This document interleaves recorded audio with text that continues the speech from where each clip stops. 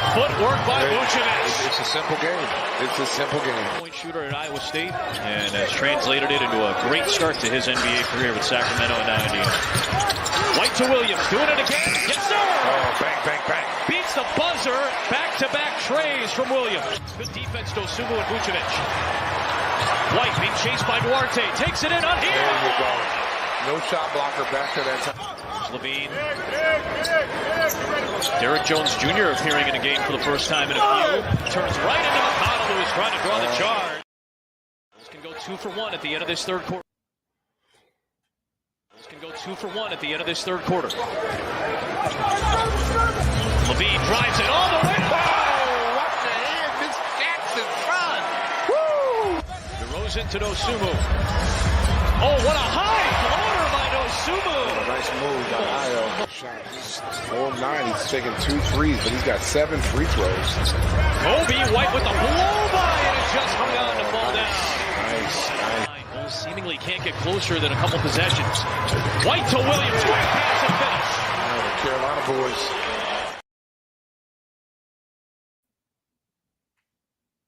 And welcome to another fun-filled Monday edition of Second City Sports. We're live in living color right here on Sports Zone Chicago, along with the Miss Lakeena and Sid, which is she. I am Cindy Brownhead. That's me. You can follow yours truly on the Twitter and the IG at SidKid80. Once again, it's SidKid80. That's SIDKID80. That's SIDKID80. You can follow me at Keita McGee on the Twitter and at Keita McGee on the IG.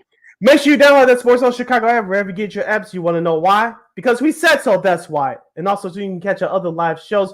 They're aired throughout the week, so you haven't to miss them. You can always go back and listen to them and watch them at your own leisure. Make sure you download that Sports Zone Chicago app today. Speaking of Sports Zone Chicago, please follow us on all social media platforms on Facebook, Twitter, Instagram, and YouTube. Once again, please find Sports Zone Chicago on all social media platforms. And speaking of our podcast, you can subscribe to our podcast by subscribing at War on Anchor.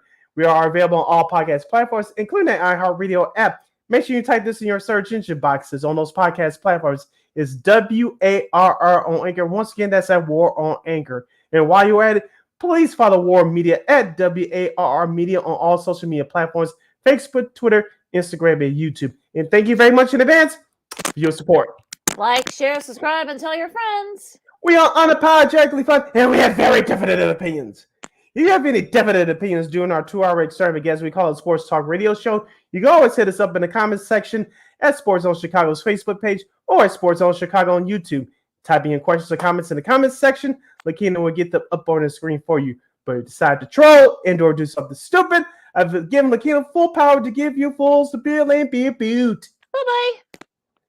But before we begin, we must remind you that you can also catch Sports Zone Chicago now available on Roku TV. That's right. So celebrate the squad and get with the program. Sports Zone Chicago is now on Roku TV. If you already have a Roku television, just tap on that sports folder and download Sports Zone Chicago through that avenue. If you don't have a Roku TV, but you have some handheld devices laying around, iPhone, iPad, iTouch, your Chromebook like I'm using right now, your personal PC like Lakeena's using right now, just download the Roku TV app and access Sports Zone Chicago. So no more excuses. Get with the program and celebrate with the squad. Sports Zone Chicago is now on Roku TV 24 hours a day, 7 days a week, 365 days a year, live and on demand. Anywhere, no matter what the weather. I know it's a little gray here in this part of the country, but you can just chill, watch it, whether it's at noontime, which is lunchtime, and also too, if you get off at 2 or 3 in the morning and need someplace, you have to go back, that commute for that early morning commute. You can listen to us right there and watch us. And we will provide. Anyway.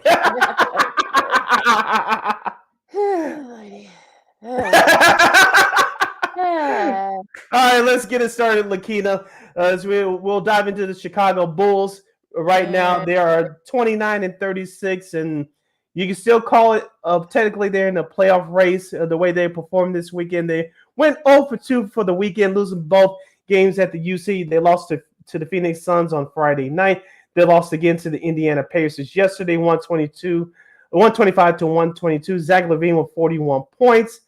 Lakeena, I don't know where to go with this. 42 points for Zach LaVine, 23 for DeMar DeRozan. Trace Halliburton for the Indiana Pacers had 29 points, including the game-winning three-pointer. Lakeena, I know we celebrated Patrick Beverley. We gave him his props for the first couple of games that the Bulls won when he was required off the waiver wire. But this is much deeper, obviously, than Patrick Beverley. After looking at yesterday's game, I don't know where to go from here for the Bulls. We're not going to get into the whole tanking situation. I'm not going to go through that. I hate repeating myself. But where does this Bulls team go from here? And what are you looking forward to from now to the end of the season? Right now, it's just like this team is not playing together. Some players are going through the motions. I don't know what to do right now, Lakeena. I'm doing a joint shrug for those listening back on the podcast. Yeah, I don't know what to do with this team at this point. Yeah, it's one of those things where you just I saw our buddy Vernon Fairley's tweet saying that the Bulls was for the season, and it seems like more and more folks are doing the whole hey, let the Bulls tank mode, like trying to get a top 4 pick. One, there's no guarantee that the Bulls, should they tank, I'm doing the air quotes here for those who are going to be listening to us on War Media. There's no guarantee that if they do tank, there's no guarantee they're going to get that top 4 pick. So I know people want to do the whole like, well, hey, let's tank for the top 4 or whatever, but what no, this team's not bad enough to tank. I'm sorry, that's just not that's not in their nature. I mean, Zach LaVine had 42 points, was a season high for him. DeRozan had 23. Vooch had 12 and 9 boards. Yes, the Pacers shot 20 more times than the Bulls. The Bulls actually shot better from 3 than them. The Pacers made the big shots late. I mean, the Halliburton, Tyrese Halliburton, who I was a big fan of when he was at Iowa State, he was all Big 12. Look. I mean, Pat Bev, defending the best he could from that 3-point shot that was a go-ahead shot that ended up winning the game for the Pacers. But also, 2 series prior to that, Halliburton, I don't want to say he pulled a LeBron and did the fake out, but Pat Bev supposedly bumped into him, and of course he had came back from a knee injury that he had suffered early in the season. Looked like he kind of made it seem like he kind of aggravated it, and he posted a little video of basically talking trash, if you will, to Pat Bev. To me, that wasn't very nice. I mean, for me, look, I'm all for that, but it seemed a little bit of gamesmanship there. The Bulls were up 1. That kind of changed sort of the direction of it. That 3-point, they still had a shot to tie it in the fourth overtime, but Zach was double teamed, and DeMar was like on the other side in the corner, and of course they only had about 2.8 left, so Vooch had to and they had another timeout too, so they could have just called a timeout and try to set something up for to maybe get DeRozan the ball. But look, if it is what it is with this team, I mean, look, like I said before, we'll get to the rest of the East in a second, because I think that there's going to be kind of like a log jam. They're still right there. They're not eliminated yet. I'm not going to cheer from the tank. I know some people are, including some of our old good friends from CHGO, Matt Peck and Dave Watson. I'm not going to do that. I mean, I feel like that this team. Look, you're more than 3/4 of the way through the season now. Is it coaching? Is it this? Is it personnel? I don't know, but I'm not there yet, and I'm not going to drag myself explaining to people that that you shouldn't tank. But it is what it is. Yeah, shout out to our new guy, LaRon Jones, checking in from Facebook. He said that the Pacers got the Pacers got the Bulls number on speed dial. Yes, the Pacers and a whole lot of other bad teams that the Bulls are losing to this year, like the Washington Wizards, the Heat, and so forth. Yeah, so thanks for checking in, LaRon. On the flip side of that, for the Chicago Bulls, Lakeena, I am encouraged by what I'm seeing from Patrick Williams, especially those clips at the top of the show, courtesy of NBC Sports Chicago, by the way. We want to get that out there. Thank them one and all for those highlights. I've been impressed by Patrick Williams. He looks like he's been playing much better coming off the bench. Kobe White, I know he had 7 points in yesterday's loss, but he's been playing much better. He may be a possible trade chip again this summer. We shall see about that. And Ayo Dosunmu, I want to see what he could do. He had a couple of nice plays yesterday, but I'm really encouraged by those 3 guys that we called out over the last week or so, ever since Patrick Beverley was picked up off the waiver wire. Hopefully those guys can learn from a veteran like Pat Beverley. So I'm impressed by those 3 gentlemen that I just mentioned in Williams, Kobe White, and Ayo Dosunmu, how they try to pick up that play ever since Patrick Williams was picked up.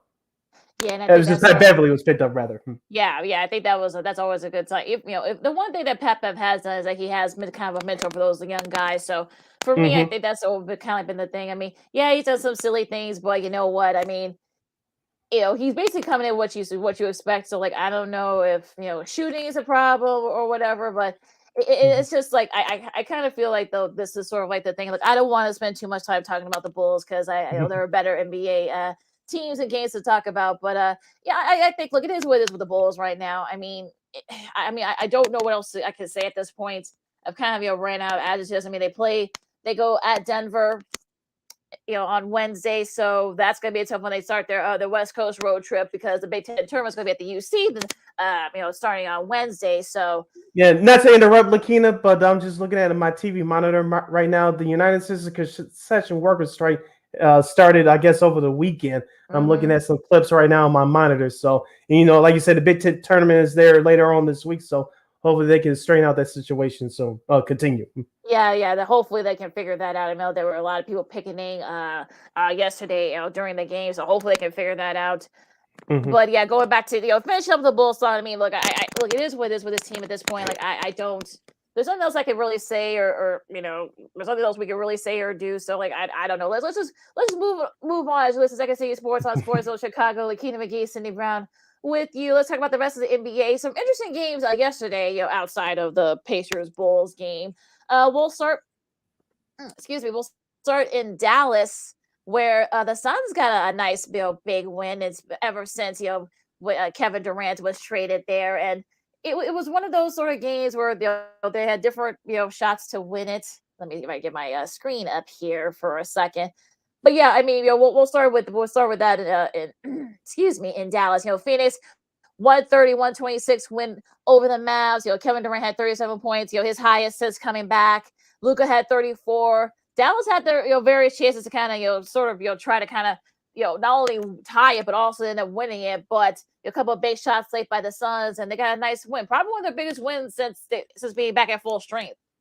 Yeah. On the flip side for Dallas, it was nice for Tim Hardaway Jr. to show up. He had 21 points off the bench, and I expected him to be that third scorer next to Luka Doncic and Kyrie Irving. It was nice to see him step up yesterday. On the flip side for Phoenix, DeAndre Ayton, Lakeena. I know he had 9 points, but he grabbed 16 rebounds. I don't know about you, but ever since I called him out last week, it looks like he's been playing inspired basketball. Of course, the addition of Kevin Durant also helps as well. So DeAndre Ayton looks like he's starting to get back into form like he was a couple of years ago when the Suns helped the Suns reach the finals. So let's see if DeAndre Ayton can continue to build up his confidence, build up that resume as we head into the playoffs. The Phoenix Suns, like you said, executed down the stretch, unlike the Dallas Mavericks yesterday. And did you see Luka and don't forget Devin Booker had a big game as well.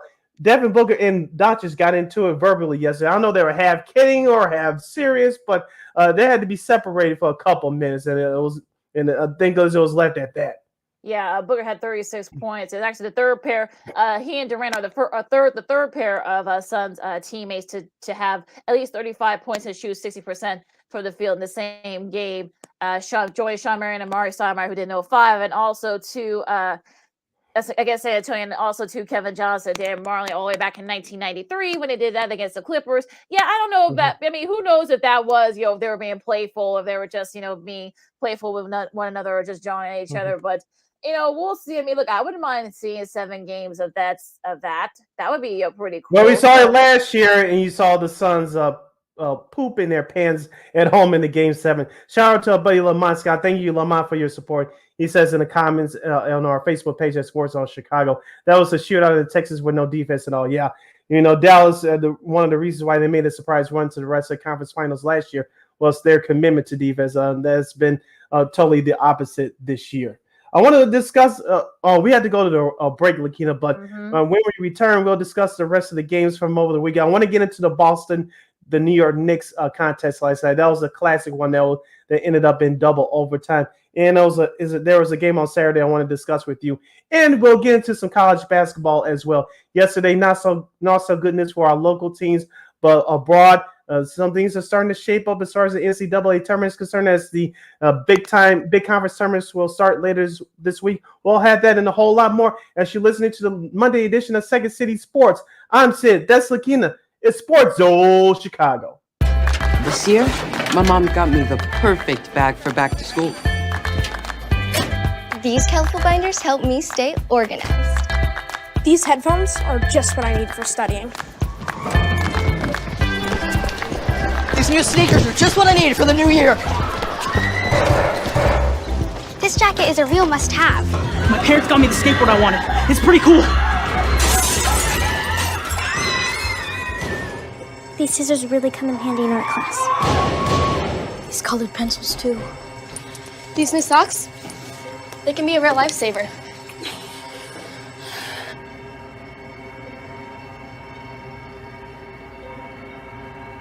I finally got my own phone to stay in touch with my mom.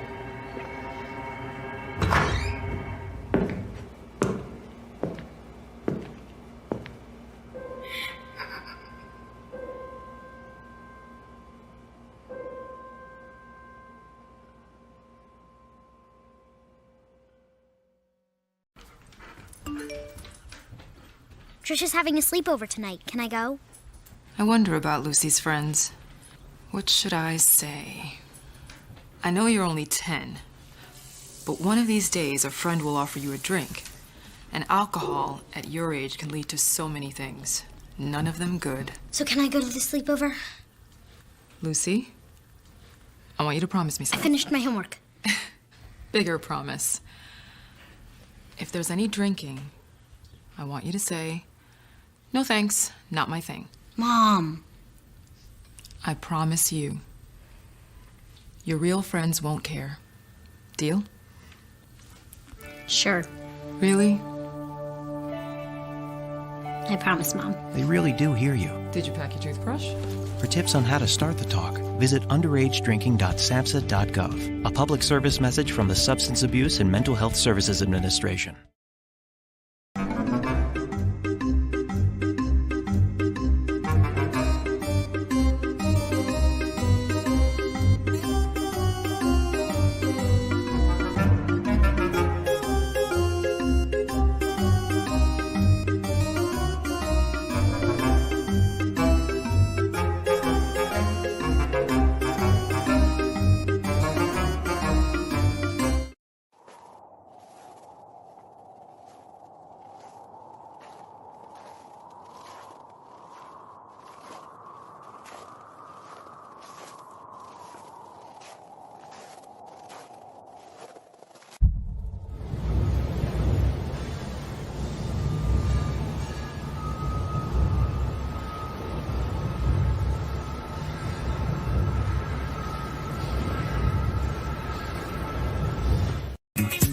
Hey, this is Dr. J, and I listen to Sean and Maya in the morning.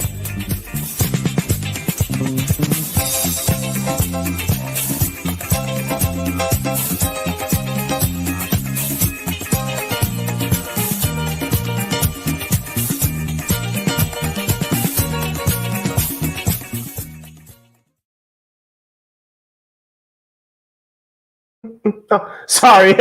Welcome back to Second City Sports, the Monday edition. We're live in living color right here on Sports Zone Chicago. I'm Sid. That's Lakeena. You can follow yours truly on the Twitter and the IG at SidKid80. Once again, it's SidKid80. That's SIDKID80.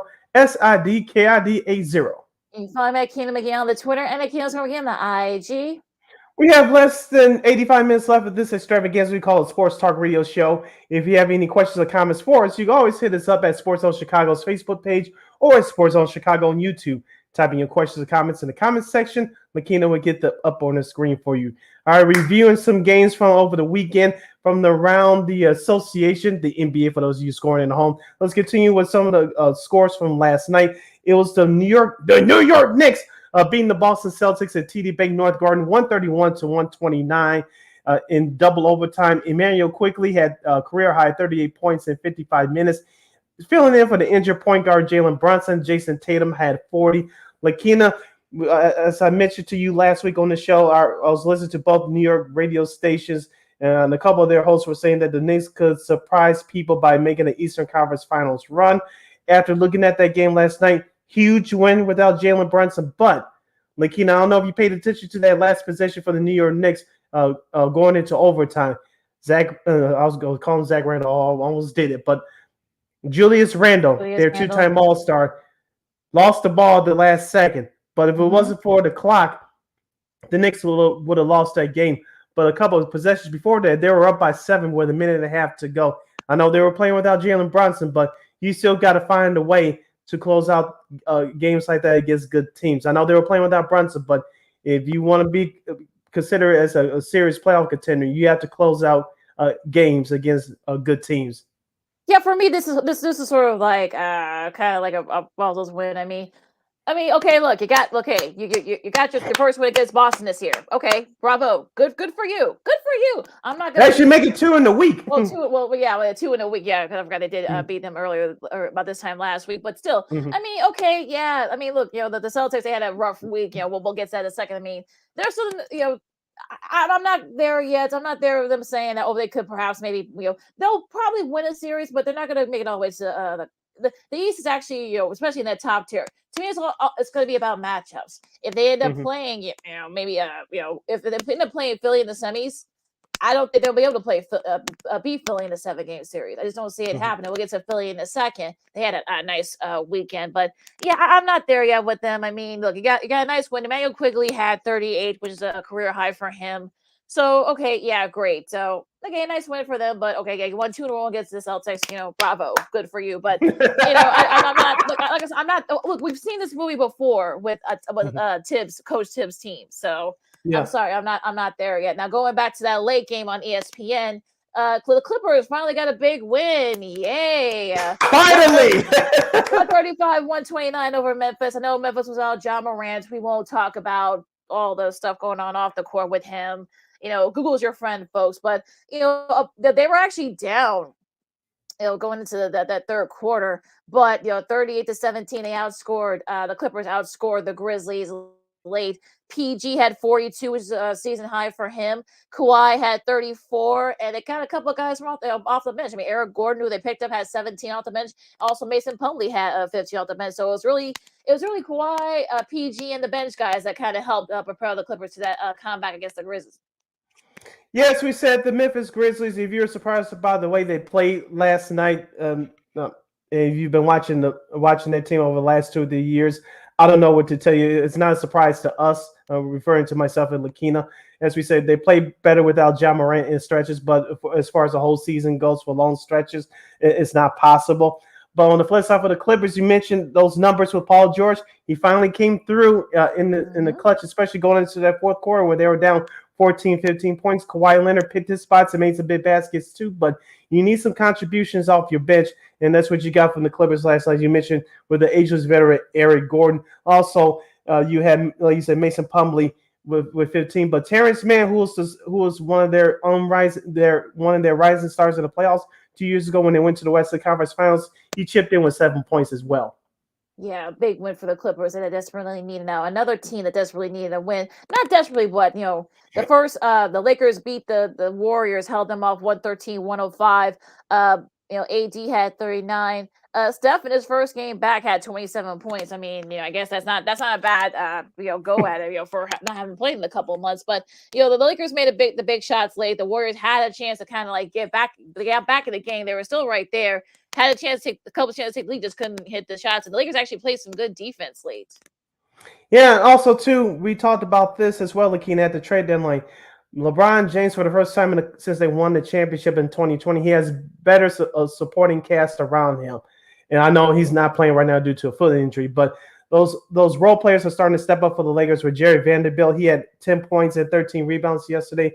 Also, too, Austin Reeves, who's I believe in his third year in the Lakers uniform, he's been stepping up with some key defensive stops and some big buckets as well. So pay attention to those two guys as the season is going forward for the Lakers, especially with LeBron James being out. But as we said before, we'll say it again, it's all about the health of Anthony Davis. He can stay healthy and do what he did like he did yesterday. The Lakers should still be in by the time LeBron James returns, hopefully, if you're a Lakers fan, in a couple of weeks. Yeah, we'll see what happens there. Now the Bucks actually was able to start a new winning streak.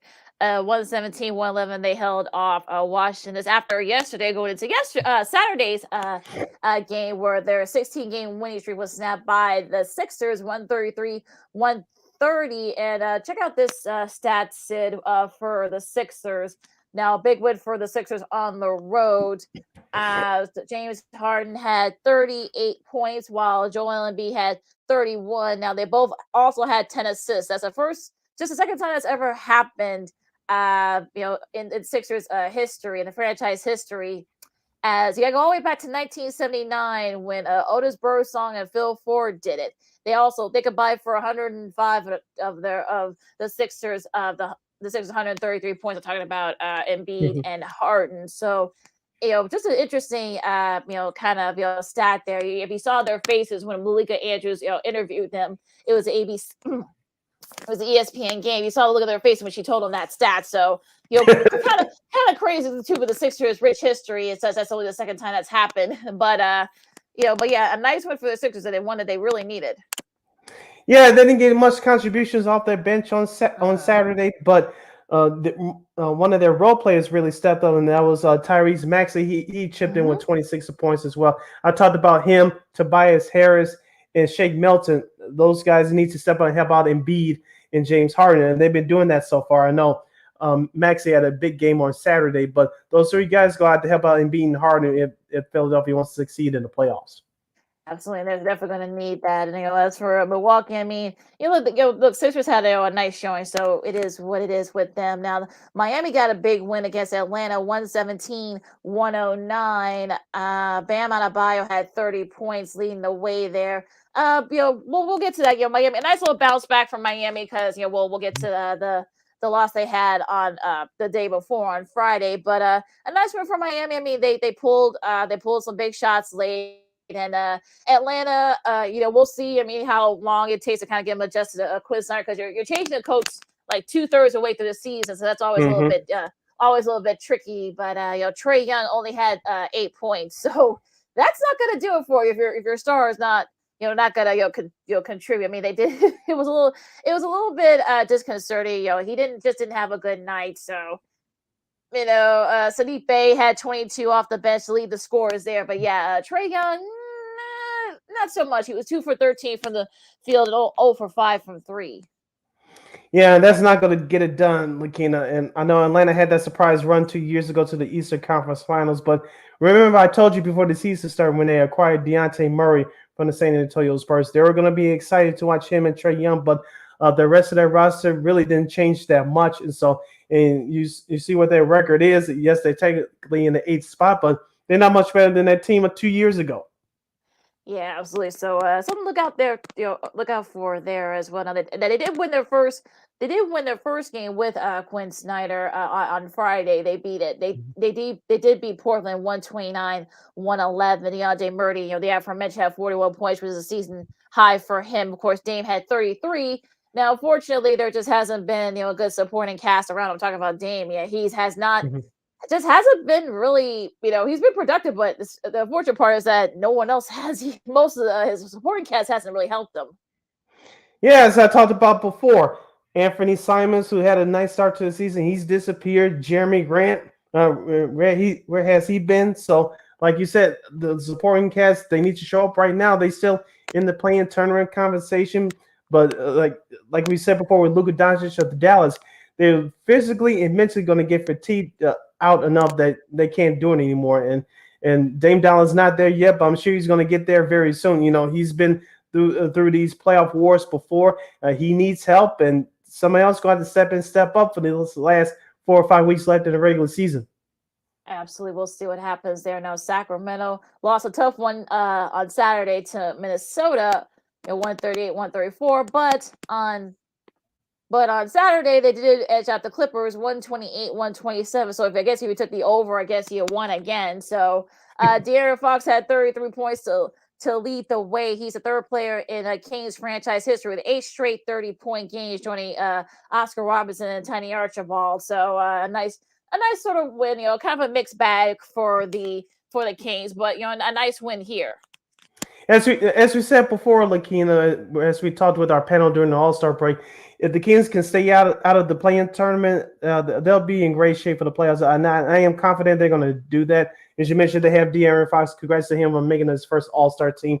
You still have Domantas Sabonis. You still have Harrison Barnes. So you have some nice young veterans there that can help those young guys along. And Mike Brown, call me crazy, let somebody can challenge me in the comment section at Sports on Chicago on YouTube.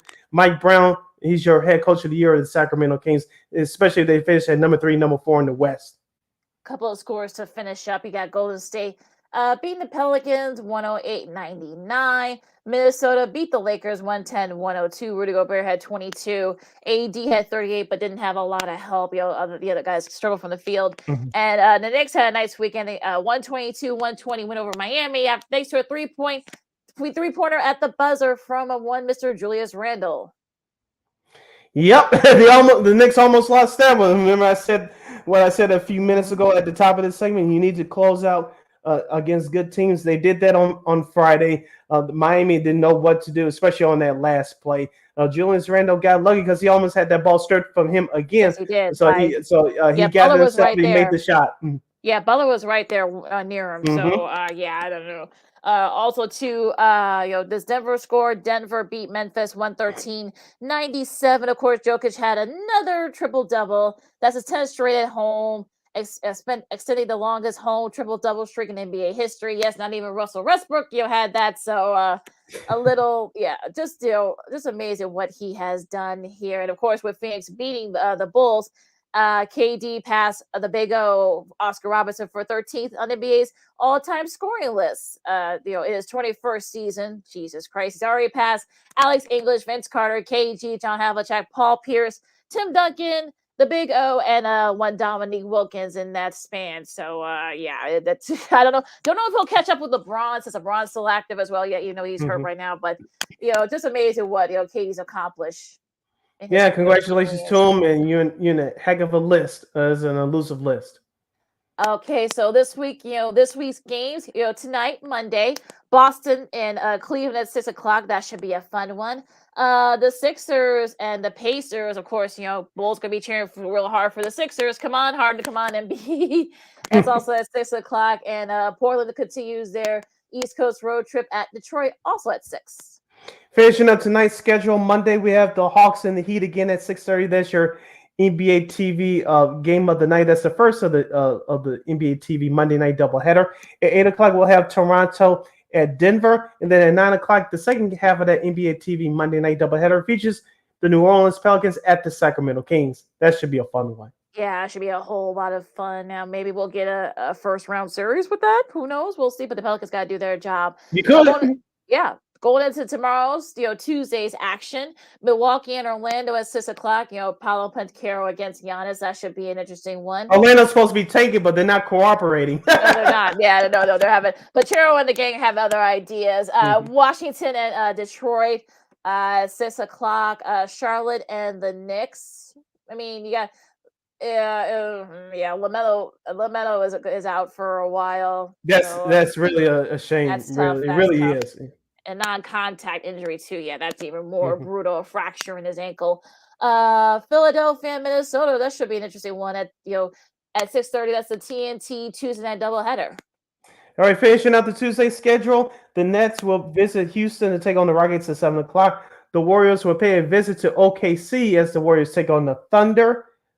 Also at 7:30 tomorrow, we'll have Utah at Dallas. That should be a fun one. Too bad that game wasn't on TNT. But that's a whole nother issue. But the second half of that TNT Tuesday night doubleheader will feature Memphis, maybe the possible return of Ja Morant. We shall see. But they'll face the LeBron James-less Los Angeles Lakers. Interesting. Could be a lot of storylines in that game, whether or not Ja Morant plays. So that should be interesting. On Wednesday, you got Atlanta and Washington at 6. You got Portland continuing their East Coast trip at Boston at 6:30. Cleveland and Miami. That should be a fun one at 6:30, and the first game of the ESPN Wednesday night doubleheader, Dallas and New Orleans. That should be a fun one. Luka and Kyrie versus the young scrappy Pelican squad. I'm sure they probably were hoping that they could have flexed that game out with no Zion, but at 6:30 should be a good one nonetheless at 6:30 on ESPN. All right, continuing with the Wednesday night schedule as follows. At 8:00 we'll have Oklahoma City at Phoenix to take on the Suns. The Chicago Bulls, as Lakeena mentioned at the top of the show, they'll travel to Denver to take on the Nuggets. That's at 8:00. And to wrap up the Wednesday night schedule, the second half of the ESPN doubleheader, the Toronto Raptors visit Los Angeles to take on the Clippers. All right, and on Thursday, you got Charlotte and Detroit, two teams that are supposed to be tanking. Houston and Indiana at 6:00. Rockets fans, let's go.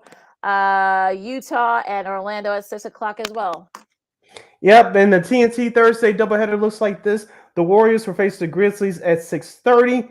And the New York Knicks will visit Sacramento to take on the Kings at 9 o'clock. That's your TNT Thursday night doubleheader. And one more game on the Thursday schedule. Brooklyn will face Milwaukee at 7 o'clock. I guarantee you TNT flexed out of this game because of the Brooklyn trading their stars. Yeah, probably. I think that was the original game for Mm-hmm. that last game for that doubleheader. So once Brooklyn traded all their guys, I mean I think they easily flex that out. And that is your schedule for the NBA this week. You listen to Second City Sports on Sports Zone Chicago. Lakeena McGee, Sydney Brown with you. Now we're gonna finish up this hour talking some keeping up with the basketball theme, but this time we're gonna go to the college hardwood. Some teams have already clinched their tickets to the big dance. We'll get to them. We'll get to that in just a minute. But a nice win for Northwestern. They held off Rutgers. They're now the number 2 seed. They're the highest since 1959. And I still say they need to win at least one game in the Big Ten tournament to ensure that they're in. They've lost 3 in a row. That's not a good look, especially if you're trying to impress the committee with the bubble team. So, but still, a nice showing nonetheless. Yeah, shout out to head coach Chris Collins and the rest of his players and the rest of that staff. They won 12 games in the Big Ten Conference this year, the most ever in school history. Of course, the most since they went into the tournament. I believe it was in 2017 or 18. I think it was 17 when they lost to Gonzaga. So congratulations to them. Boo Booey has been amazing. Don't laugh at the brother's name. He's been playing well for Northwestern this year. He's been their leader. Also, we talked about this before too, Lakeena. They are a very good defensive team, but at times they struggle to find a second score. They need to find a second score to help out Boo Booey. Let's see if they can do that in this tournament, because I think they have a chance to surprise some teams in this Big Ten tournament. We'll dive in all into that a little bit later. But I think they'll win at least one game in this Big Ten tournament. I think they'll be okay. I think they're in the tournament, in my opinion. But like you said, to improve your seeding, you need to win at least 2 games. I think they'll get 1, but 2 is going to be tough. But they have the ingredients to surprise some folks. Yeah, they have to play the Illinois Penn State winner the way the bracket's set up. So, it could happen, but I don't know. Like I said, I mean, look, the bubble's very fickle this year. So I don't think they might be on the edge of being in. They could be among the last 4 in at the very least, an 11 seed. So I know that sounds harsh, but I'm looking at this from like a perspective that you have to kind of look at it from a different lens. So let's talk about the teams that have already punched their tickets to the dance, and among them, Southeast Missouri State. They're going back to for the first time since 2000. They win the Ohio Valley Conference tournament. Also, too, you got Fairleigh Dickinson. They advanced to the Northeast Conference Championship. But because Merrimack, who is the number 1 seed, they're in their 3rd year of transitioning to the Division 1. They can't play in the postseason tournament this year. I know it's a Super Bowl. I know we went to this last year with them. So now FDU is going back for, I believe, their first time. I think they went. I think they went about 3 years ago. So they're no stranger to the dance. So congrats to them. UNC Asheville, number 1 seed. I think they've already pulled off a couple of upsets this year. They won the Big South Conference. They came back from, I think, they were 7 down at like 13, 14 down with about 7 minutes left against Campbell. They came back and won at their first trip since 2016. Cover yours, all you Bradley fans. Unfortunately, Drake got the ticket. They beat Bradley, the number 1 seed. They're number 2 seed. Their second bid in 3 years, in the Missouri Valley. Boo, but as we said, I don't think Missouri Valley is going to get 2 bids. You're just going to get that one. That's it. Yeah, they caught them at a good shooting night for Drake, unfortunately, and it's just Bryce just couldn't get things going. So but they'll be in the NIT, so they can kind of sort of redeem themselves. They're Kennesaw State, first timers to the dance. The Owls from I believe they're from are they from Georgia or Kentucky? They win the Atlantic Sun tournament, their first ever spot. They've been close a couple of times. They came back from Division 2. I think they have a couple of Division 2 championships or Division 3 championships, but this is going to be their first spot in the Big Dance. So congratulations to the Owls. Welcome to the dance, guys.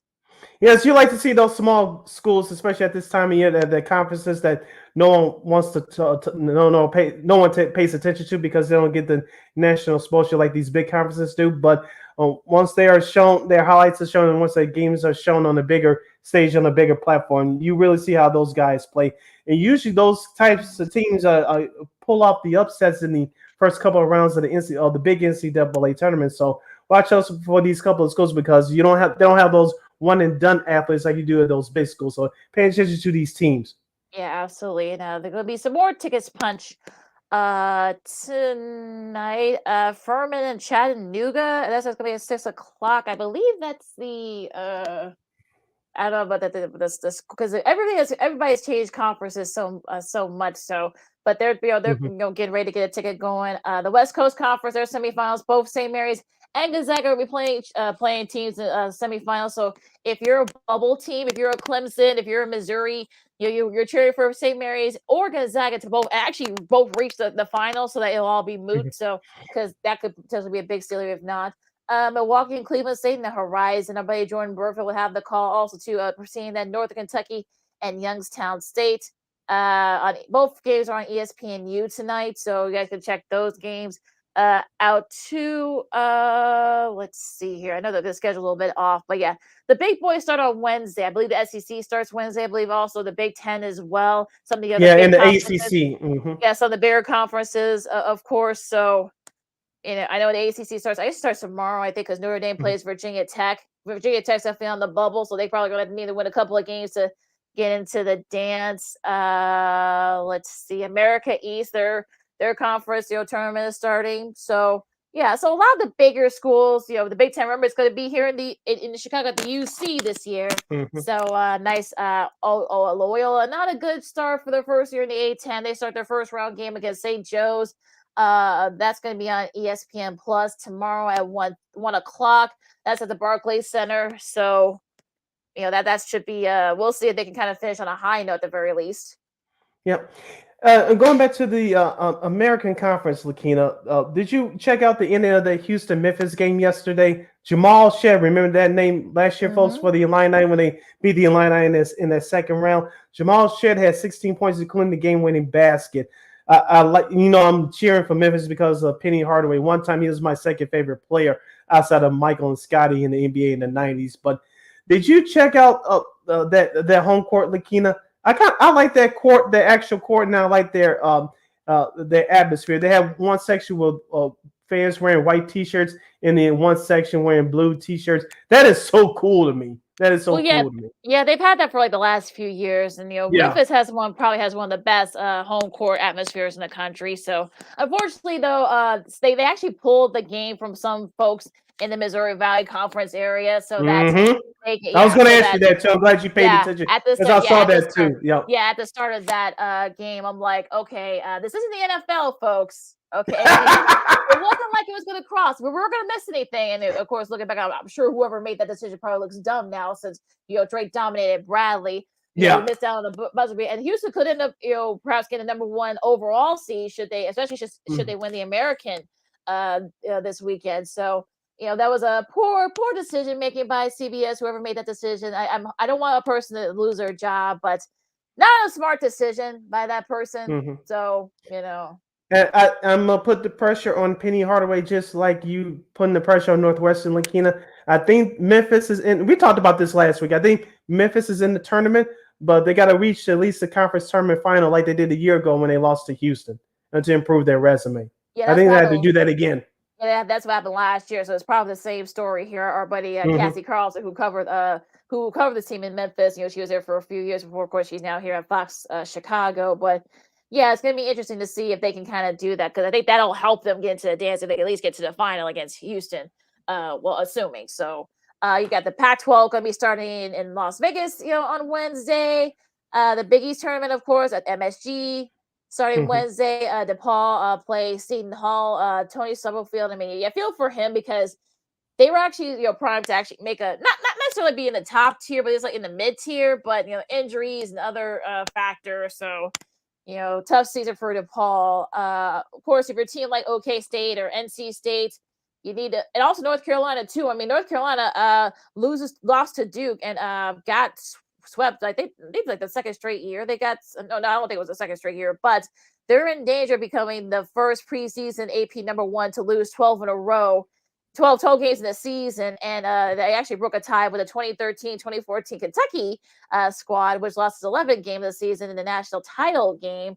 That was back when, but Yeah, not good for Hubert Davis. To me, I always thought they were over ranked early in the year anyway. So the fact that they were number one kind of was a little bit weird. But they need to reach at least the tournament final.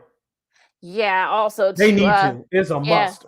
Yeah, the defense there too. They held the Tar Heels. I'm talking about Duke. They held Tar Heels 160 points for both regular season games for just the second time ever in last 50 seasons.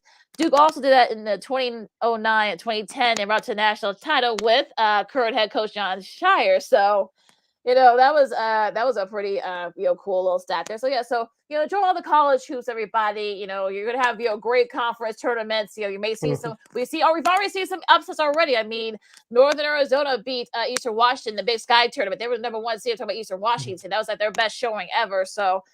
We saw Morehead State, Southeast Missouri en route to going back to the dance. They beat number one seed in that tournament in Ohio Valley, Morehead State. So we may see some of these upsets again this time around. Well, it's March. This is March, folks. Yep. And I know we got a break for the top of the hour, but I want to give a quick shout out to the University of Illinois. I know they ended their regular season at 20-11, but I checked out some of that game yesterday, mostly the second half, because as I feared they were going to get blown out by Purdue. They did in the first half, but they definitely showed some fight in that second half. And did you check out that block by Terrence Shannon late in that second half? Yeah, I saw that. I think he blocked Eddie, right? Tyler Eddie. So yeah, I'm sure poor Eddie's gonna have sleepless nights over that one. But look, a nice little fight from Illinois. They came up short again. They played Penn State. If they had won that game, they probably would have gotten that double bye in that fourth seed. But now they got to play Penn State on Wednesday, so it's going to be interesting to see what happens with them. But yeah, I think they're revenge on their minds for Illinois because they lost to Penn State a couple weeks ago. Yeah, so it'll be interesting. Like I said, a lot, but also Penn State's on the bubble as well. So there's a lot of State on that game on Wednesday at the UC. So I'm sure there's going to be a lot of Illinois fans there, no doubt. But we got to take a really quick break. Like I said, enjoy all the college hoops. It's going to be college hoops galore for these next few days. Up until the selection Sunday, so enjoy all that. We'll get more in depth to something else as more teams are being punched on Friday. But yeah, we got to take a really quick break. Speaking of not sleeping, the NFL season never sleeps. Some big signings, some big cuts, and a reinstatement too. We just saw it across the wire there. So Lakeena McGee, Sydney Brown, a lot to do on Sid has another list, for hour 2, and also old school TV Monday. Gonna be interested to see what show Sid comes up with today. So a lot to do here. Hour number 2, Lakeena McGee, Sydney Brown, Second City Sports on Sports in Chicago, talking NFL coming up right after this. No, I don't know though. I'm scared. I mean, you're so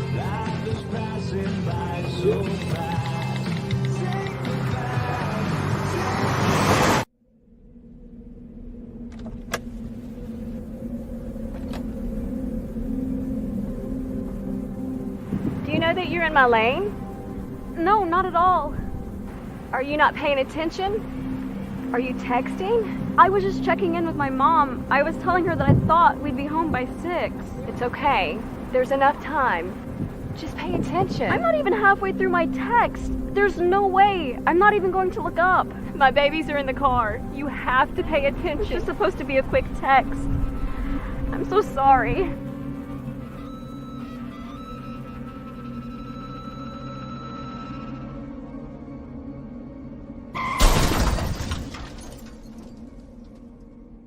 Hi, I'm Tom Brady, the director of DODEA. September is National Suicide Prevention and Awareness Month.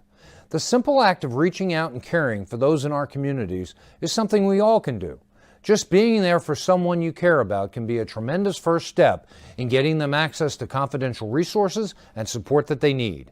It only takes one person and one small act and 1 minute to make a difference. Let's make a difference.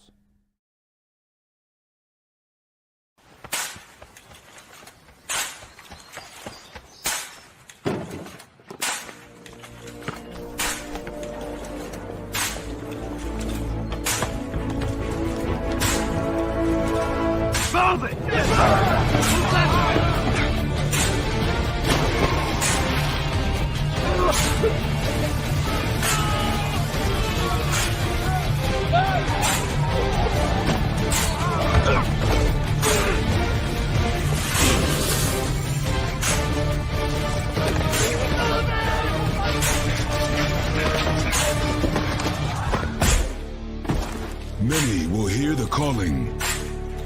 few will earn the title United States Marine.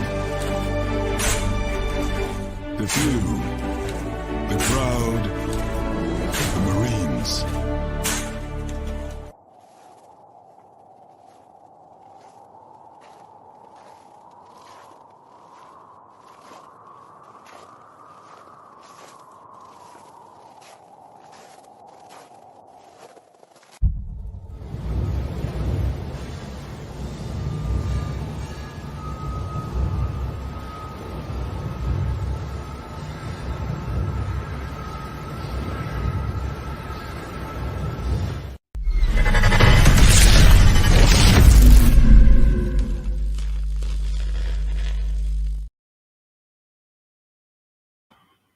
Welcome back to hour number 2 of Second City Sports, the Monday edition. We're live in the living color right here on Sports Zone Chicago. I'm Sid, that's Lakeena. You can follow yours truly on the Twitter and the IG at SidKid80. Once again, that's SidKid80. That's SIDKID80. SIDKID80. You can find Lakeena McGee on the Twitter, and Lakeela's going to be on the IG. We have less than an hour left in this extraordinary program we call a Sports Talk Radio Show. You have any questions or comments for us, you always hit us up in the comment section at Sports Zone Chicago's Facebook page or Sports Zone Chicago on YouTube. Type in your questions or comments in the comment section. Lakeena will get them up on the screen for you. And just a daily reminder, you can also catch Sports Zone Chicago, now available on Roku TV. Lakeena, as you said, closing out hour number 1, the NFL never seems to amaze us, and they don't like to be left out in the headlines. And they made some news over the weekend, so tell us about it. Yeah, probably one of the biggest news. We've heard about some of these rumors as the NFL Combine ended. All that pomp and circumstance, and guys weights and stuff. Unfortunately, a couple of guys got hurt. An old lineman for USC got hurt ACL, I believe. But Anthony Richardson, former Florida QB, had probably one of the highest vertical jumps. Take that as you will, but. But probably the biggest news, Andrew Voorhees was who was a top 100 prospect for this year's draft. That's the USC lineman who injured his ACL during doing drills at the combine. So that's one of the pitfalls of the combine. But the biggest news here is that Derek Carr. Now we've seen various rumors for the last couple of weeks, ever since he got released from the Raiders. He has signed a 4-year deal with the Saints. Of course, the Saints has been sort of like the number one destination. I don't have the numbers in front of me, Sid, but I believe it's about like $150 million or something like that, with like a lot of guaranteed money and such. I haven't seen like the actual numbers. I'm looking through some of the various folks who cover the NFL. Nothing officially, but I've seen like $150 million range, something like that. Oh, here it is. He gets 70%, $70 million fully guaranteed, 60x signing, and $10 million in year 3 vesting after year 1. He structures his deal to accommodate their cap issues, because remember, the Saints still have cap issues, mind you. But we've been saying that, and I kind of feel like is going to be anybody there that he can throw the ball to, because Alvin Kamara has various legal issues going on right now. So I'm wondering, like, who is he going to throw the ball to and such. Let's the Saints make another move. But yeah, what do you think about this big signing? Yeah, congratulations to the Saints. They needed a quarterback that had been struggling at that position ever since Drew Brees retired a couple of years ago. This is a great move for Derek Carr. We both thought that he was going to go to Tampa Bay. We said keep your eyes on them, because they don't have to rebuild as much after retirement of Tom Brady. But as we said the last couple of weeks, which I didn't think he was going to go to New Orleans, but who was Derek Carr going to throw to? I know you got Chris Olave there, the rookie wide receiver from he could complete his rookie year last year. He from Ohio State. He put up some good numbers. Well, Michael Thomas, he's been injured the last 2-3 years. Looks like they're going to release him. And so we'll see what the Saints do to get some more weapons around Derek Carr in the draft. But on the flip side, even though that defense is getting a little bit older, you still have Cameron Jordan. You still have LaShawn Lattimore anchoring that secondary. So if you're the Saints, you have to get some more weapons around Derek Carr in the draft. I don't know how many draft picks they have this year, but you got to draft at least another wide receiver.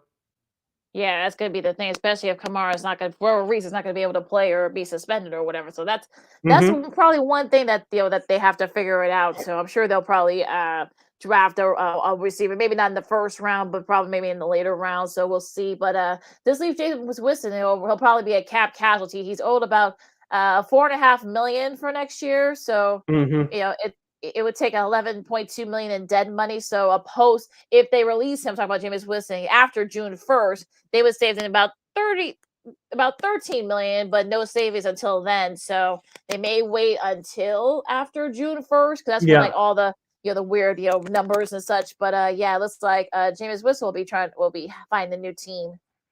Yeah, shout out to our guy Lamont Scott once again on Facebook. He says Derek Carr will help the Saints. He's back with Dennis Allen. That's right, because Dennis Allen was in the coaching staff back when it was the Oakland Raiders. So good comment by our buddy Lamont Scott.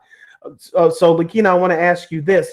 I was listening to WFAN out of NYC this morning, and one of the hosts was talking about how they missed out on Derek Carr because remember he met with the Jets first about a couple of weeks ago. Now, some fans want Jimmy Garoppolo. Do you really want to make that move if you're the Jets? You still need a quarterback. We don't know if Mike White is going to come back, and Robert Saleh will be entering year 3 next year. You know as well as I do, Lakeena, if you're an NFL head coach, you haven't won your first 2 years. Year 3, if you don't win, you'll be out of a job, and you definitely do not want to turn over this roster to Zach Wilson's hands.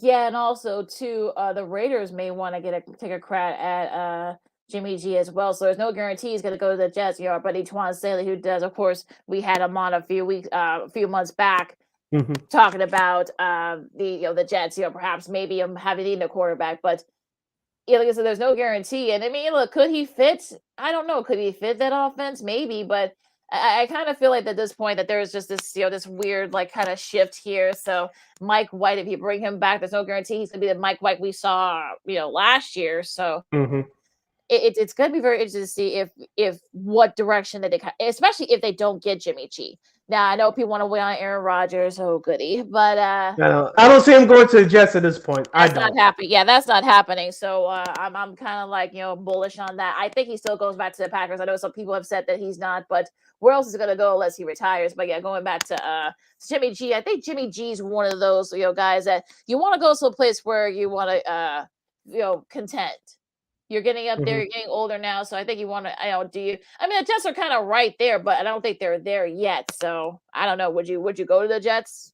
Maybe. Well, yeah, maybe. Like you still have Garrett Wilson, who had a breakout season as a rookie wide receiver. Brees Hall, before he got hurt at Denver at the midway point last year, he was having a breakout season as your star rookie running back. So they have pieces on offense. And of course, you have Sauce Gardner heading up the secondary for the Jets, and the Jets defense actually improved last year. But offensively, unless they have a above average quarterback, you're right there.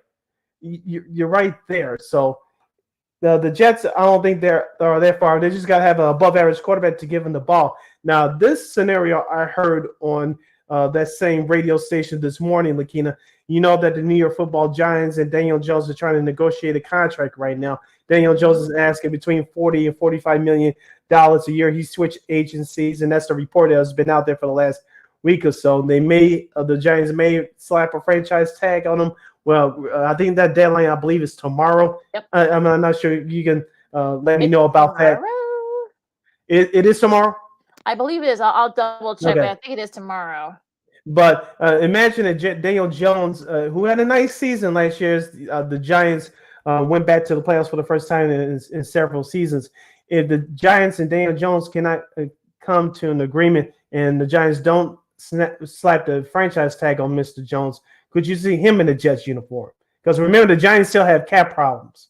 Yeah, and I think that's going to be a big problem for them to not resign Daniel Jones, especially for the big number that I'm sure his people want now. Yeah. It is March 7th, prior to the 4 o'clock Eastern time, New York time. The deadline for clubs to designate franchise tags and transition tags, also to workouts and such, draft eligibility. And what else? So it's right about that time. So if they're not going to tag him, that's going to be the interesting part. If you tag him, then you're probably going to have to deal with a whole lot of problems and such. So I don't know. Would you want to tag? Do you want to get tagged if you're Jones? I mean, you probably are not going to get that money, at least not yet, because like you said, I mean, they still have cap issues to talk about the Giants. So could you go to Mhm. the Jets perhaps, or demand a trade to the Jets? Maybe, but I think at this point you're kind of wondering. You're kind of sort of like in a rock and a hard place if you're either the Giants or Daniel Jones. Yeah, because here's the thing, and I'm all for players getting as much money as they can, especially in the NFL, because we all know that all their entire contracts are not guaranteed. I think only 30 to 35% of their contract is guaranteed, and so they try to get as much money as they can. But Daniel Jones had a nice year last year. The head coach of my brain is messing me up this morning, but he brought in the playbook from Buffalo last Brian year. Dable. And Brian Dable, thank you. Brian Dable brought in the playbook from Buffalo last year. Of course, he was the offensive coordinator before then, helping out Josh Allen, and it worked for Daniel Jones. And let's be honest too, the Giants took advantage of a bad schedule, especially in that first half last year. And and they had a surprising victory against the Packers in London, which turned out to be the difference in them making the playoffs and the Packers not. So if you're the Giants, a couple of things.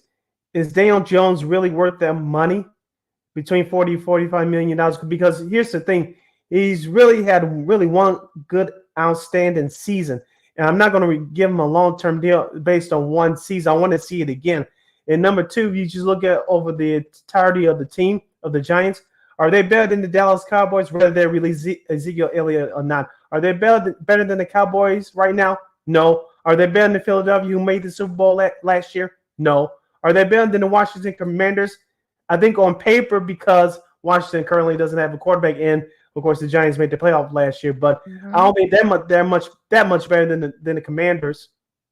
Yeah, and I think they just released Carson Wentz. They're making big cap room, for them. So yeah, at this point, like I'm kind of wondering if you're the Giants, do you want to try to perhaps maybe make sure you can pay Daniel Jones some money, or at least tag him and see you can give yourself some time to get a contract extension. So I think that's another thing that the Giants are gonna have to think about now. Going into keeping up with the theme here, Lamar Jackson apparently, this is according to Tom Pelissero from NFL Network. I guess the two sides seem to still be far apart, so they could, tag him, and we now know that maybe Lamar's probably not a big fan of that. So that's gonna be kind of thing to look out for if the two sides can't decide on an agreement. I know that Lamar does not have an agent. I think his mother's his representation. You know how crazy that can get. But besides the point, if you're Lamar, are you really seeking out a trade right now? Because if he is, there's a few teams that can offer they can use his services. But will those teams that he wants to go to, should he seek out a trade, will they have enough capital to bring back to Baltimore, i.e. the Jets? Yeah, if you're Baltimore too, do you really want to trade? I mean, you're still kind of right there, and you're only like maybe a couple of players away from perhaps maybe competing for in the AFC again. So I know Cincinnati, they're gonna, they're still kind of, up against it. So we'll see what happens. They're Pittsburgh, they're kind of on the up and up. So we'll see how they look. We'll see how they look like next year. I mean, Cleveland, they're Cleveland, so you don't know what you're gonna get. No, but seriously, it's gonna be interesting to see, how far this goes. I mean, the fact that they've been doing this for over a year and they still haven't decided on the agreement. So I don't look. I'm all for guys, being paid, but at the same time, you need to be more reasonable in what you want. And I'm sure Baltimore probably realizes how valuable Lamar Jackson is. They saw what happened in that playoff game, those last 2 games without him. So that's going to be interesting there. We'll see if he and GM Ed DaCosta can figure out something. So we'll see what happens. Yeah, because it all comes to how much guaranteed money that Baltimore wants to give Lamar Jackson. Of course, you look at the landscape of those big-time contracts that these franchise quarterbacks have, like Aaron Rodgers and, of course, Kyler Murray. And, Arizona didn't want to give him that money in the beginning, but now that he's hurt, they gave him that money first, obviously.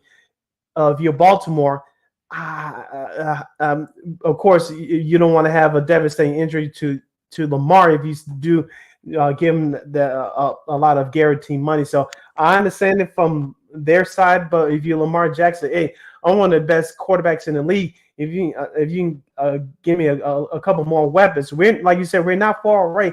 You saw what Cincinnati did last year, even though they almost a couple of big plays away from returning to the Super Bowl. We're right there. We can get a couple of guys. I know my contract's going to take up the majority of the cap, but if you can get a couple of serviceable guys on the cheap that are difference makers, I think we'll be okay. Definitely another thing to look out for. To be continued. There another big news that came across the pipe early this morning. The Rams have given Allen Robinson, of course, your former Bears receiver, didn't work out for him over the Rams. Very disappointing season for him. Permission to seek a trade. LA is willing to pay a portion of his $15.25 million guaranteed money to facilitate it. He's only 29, so what do you should they decide to trade A-Rob? What do you think is the best? Where do you think is the best fit for him? That's a good question. I know not all of it was his fault last year. Of course, a big part of it was Matthew Stafford's injuries. That didn't help at all. And, of course, their backups didn't help at all.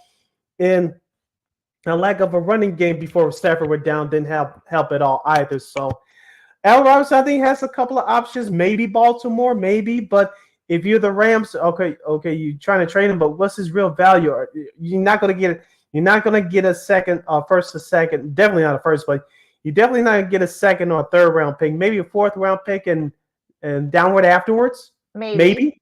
Yeah, I think that's going to be really going to be the key here for him is that are you going to be able to find somebody that has that kind of capital and such? So I'm interested to see like what do you think will be sort of like the case here because I think that I'm sure he wants to go to a contender.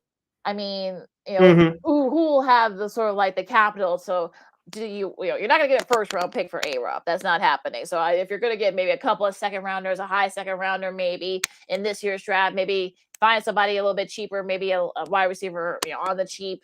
Maybe that's something they can, the Rams could look at. But yeah, it's a tough situation because A-Rob, of course, played for the Bears for many years, left, to perhaps maybe go to a contender, of course, unfortunate circumstances and injuries and such. So we'll see. I mean, look, I think he'll still be productive depending on where he goes. But yeah, I think we'll just see if where does he go. I think that's going to be the number one question.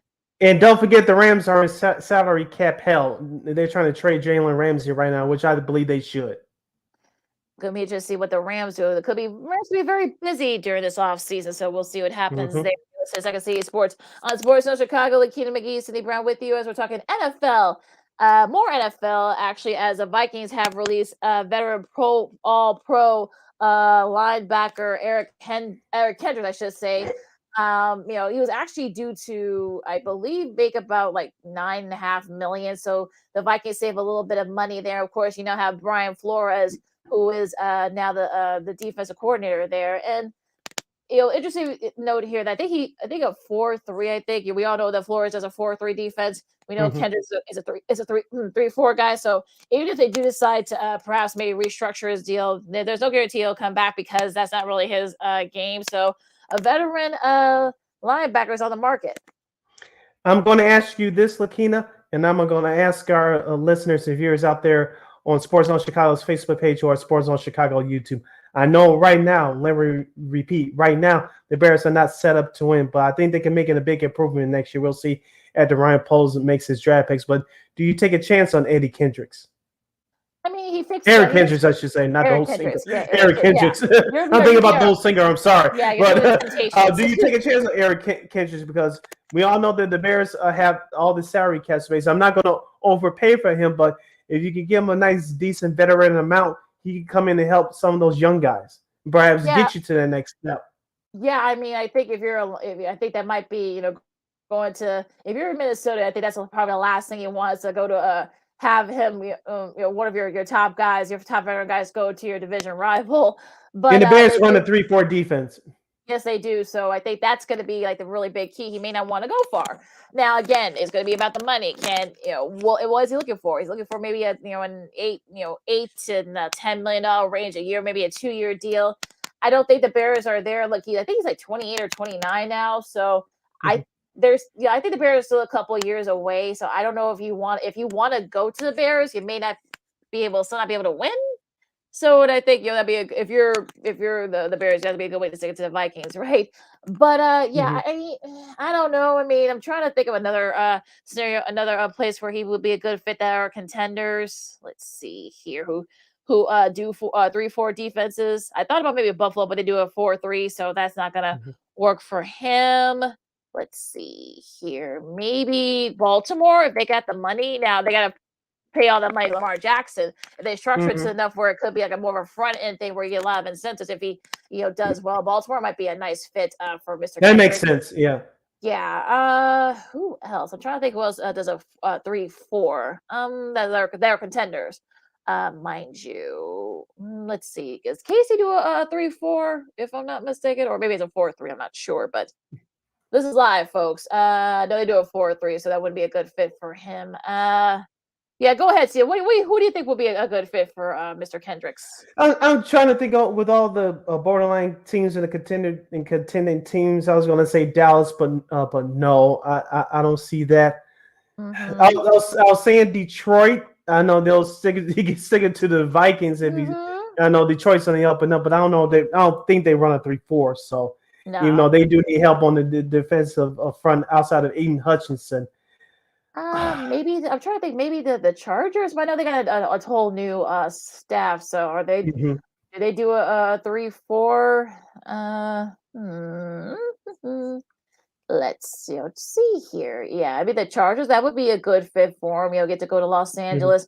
I'm sure he's going to want to go someplace where there is a controlled environment, or if not, a warm weather. So after being and a contender indoors, as well, as you mentioned. Mhm. yeah. So the Chargers are kind of like right there. Over some silliness. Unfortunately, they didn't win there. But yeah, they do a 3-4, I should say. So that could be a nice fit for Mr. Kendrick. So Yeah, Joey Bosa and what's his face, Khalil Mack, who had a nice bounce back year last year. Ooh. Yeah, that'd be a nice fit for him. Like I said, a nice controlled environment. But yeah, so definitely, I think he'll have a selection of teams, that run 3-4 defenses. So it'll be interesting to see what how much will teams pay. Will the Bears be right there in the middle of it? I heard a couple of Bears folks earlier say that Kendrick will be a good fit for the Bears because of 3-4. But again, we'll see. Yeah, like I said, I think if you're the Bears, you should sniff around at it. I'm not saying it's going to be your end all be all, but you should sniff around that situation. If you're Kendrick, you trying to go to a contending team. What you witnessed last year with the Vikings, it was a good team, but the defense, as we said before last season, Lakeena, that defense was in transition, and we're starting to see that now. If you catch, you definitely want to go to a team that's ready to win now. Now the franchise tags, this is I think tomorrow's the last day, for the franchise tag. Now the Dallas has tagged Tony Pollard. So, he's going to be off the market. Now the Chiefs, the Rays Super Bowl champs, they've decided not to tag Orlando Brown. So he might be, they're going to try to perhaps, do a long-term deal. But if they don't, he could be going into the market now, a solid left tackle, O-lineman. So yeah, you can never have too many of those. So yeah, do you think he's on the Bears list? He should be. I think he, like I said, a solid. Been in a couple of Pro Bowls. Was one of the reasons why the Chiefs were able to pull off that comeback in the Super Bowl a few weeks ago. I could kind of see him, being that. Look, like I said, I think you can never have too many O-linemen. I think, like I said, Baltimore could use one. The Chargers could use the O-lineman. Buffalo could use extra O-lineman, especially. So, there are a lot of teams, especially in the contender now. Look, you've tasted the Super Bowl. If you're Orlando Brown, you got two of these now. So if you're him, I think you want to go somewhere where you can try to win another one. So Philly, I think could they perhaps maybe, look, I don't think Jalen Hurts needs someone that kind of protects his blind side. We know he's very mobile and can do that, but I think that'll be a nice fit for him too. So yeah, I think the Bears should definitely have Orlando Brown Jr. in the radar. Yeah, if he's not too out of the Bears' price range, the Bears should sniff around about his services. Any other? Yeah, we'll see if other players get tagged. We know Lamar Jackson's gonna get the tag. I know there are a couple other players that might get tagged as well. Also too, this came across the wires about a half hour ago. Calvin Ridley, of course, who last played for the Falcons. He is, has been reinstated because the gambling, gambling on suspension. So, but now he's back in the fold. So we'll see if any teams, take a chance on him this off season. I know we ran up against it for our bottom of the hour break, but Derrick Henry is now on the training bike for the Tennessee Titans. Looks like they're going to start over.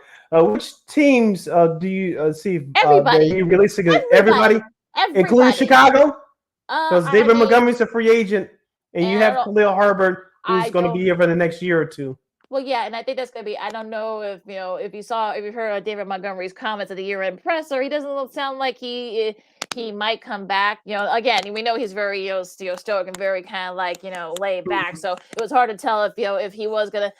It'll depend on how much money, especially you say that with Derrick Henry, can you get an equal value? Do they have the capital, but at times really the only thing they really need, they probably just need is like a better front seven, some better O lineman help. So I don't know if he'll be, you know. But yeah, I think I said everybody I'm sure would love to have his services. So it's gonna be interesting to see, who well, Buffalo. Go figure. I don't know. Yeah. I was going to say, yeah. I don't know Buffalo. It depends on that cap situation, but yeah, if I'm Buffalo, I'm sniffing around. I think the only thing that's going against Henry, I think he's at age 30 or near 30. You can check up on his age, but even though he's still good, I know he was injured a couple of years ago, but he bounced back nicely. But he has a lot of miles on those tires. He's still good. Don't get me wrong, but he has a lot of miles on those tires. And the question is, what will Tennessee get back on the trade market? Because as well as I do, Lakeena, when you turn age 30 and you're a running back, you are considered a senior citizen. Yeah, he just turned 29 in January, so that's really going to be the thing now. Like you say, he's got a lot of miles on those tires, like you said. So I don't know. Like I said, there's going to be a lot of teams are going to be calling the Titans, so we'll see what happens there. And speaking with the Bears, a former Bear, Leonard Floyd, who saw a nice little career resurgence when he went to the Rams. Of course, like you said, they're getting rid of a lot of cap space because they're really up against it. He might be released if they don't restructure his contract too. So another veteran front seven guy could be on the market. Yeah, I think it's safe to say he won't be coming back here to Chicago anytime soon. He got a Super Bowl ring now. He's not going to want to try to get another one. So I'm sure he's pretty open to 4-3-3-4. I don't think it matters to him, but yeah, I mean, look, he got a nice little resurgence, a career resurgence there in Los Angeles. Got himself a Super Bowl ring. Now, unfortunately, because of numbers, he's going to be, he might be released. We'll see what happens, at the end of the day tomorrow. But yeah, another name to look out for, perhaps, and maybe could be on the trading block. All right, Lakeena, official timeout. As you're listening to them, I'm trying to do that ref signal again. Official timeout. As you listen to the Monday edition of Second City Sports, I'm Sid. That's Lakeena. We have baseball to get to. Some interesting comments by a former White Sox player earlier today. We'll discuss that, plus a whole lot more. And we'll get to Old School TV Monday. Now, this should be a whole lot of fun. You're listening to the Monday edition of Second City Sports.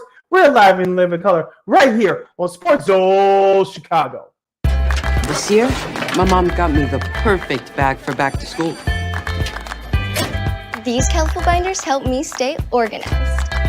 These headphones are just what I need for studying. These new sneakers are just what I need for the new year. This jacket is a real must-have. My parents got me the skateboard I wanted. It's pretty cool. These scissors really come in handy in art class. These colored pencils, too.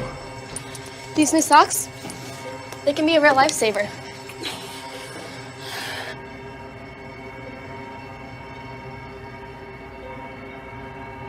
I finally got my own phone to stay in touch with my mom.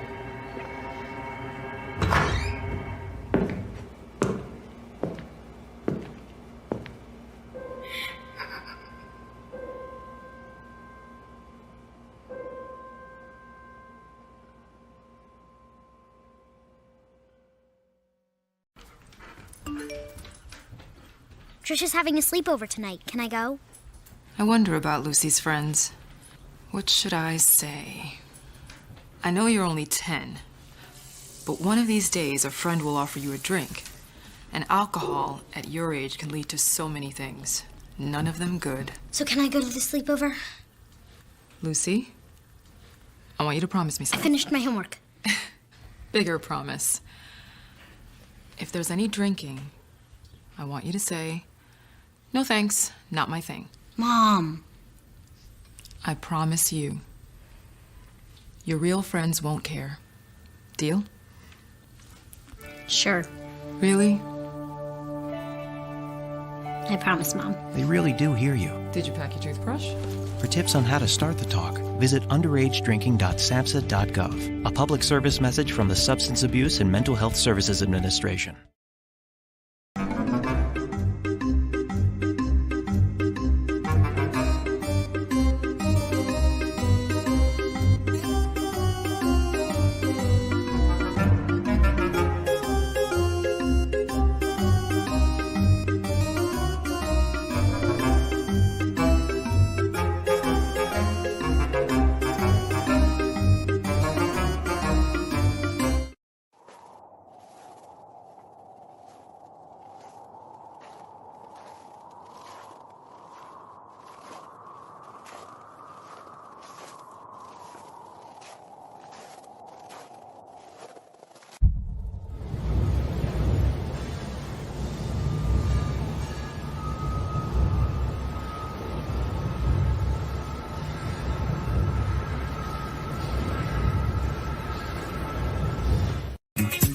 Hey, this is Dr. J, and I listen to Sean and Maya in the morning.